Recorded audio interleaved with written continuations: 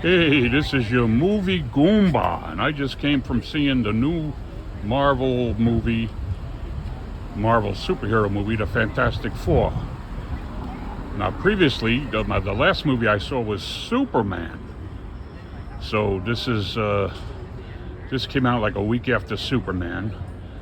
So we have two superhero movies in a row here, and I like them both. You know, good family entertainment, very comic booky. And I guess, that's the way these superhero movies should be. After all, they come out of the comic books.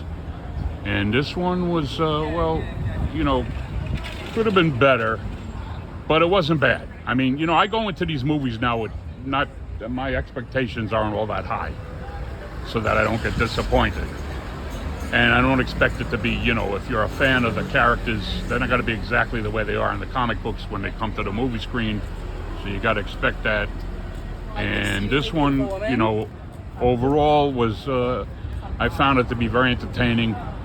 Like I said, a good family film. You could take your family, if you have any kids, you could take them to see it. How did it compare with Superman? Well, you can't really compare to totally different characters. But I say of the two, Superman was probably the better movie. Hey, Superman had Crypto, the super dog. You can't beat that. That dog stole the movie. He stole it right from Superman. I love what they did with Crypto. Crypto is a comic book character that you wouldn't think would work in a movie, but they made it work. Anyway, this one had Herbie the Robot, which was also in the cartoons. Not a comic book. I think they was in the cartoon at one time.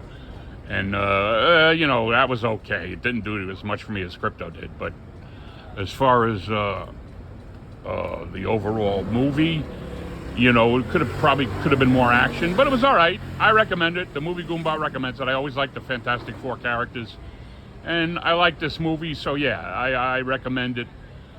Not bad. This is your Movie Goomba. Until next time, see you at the movies.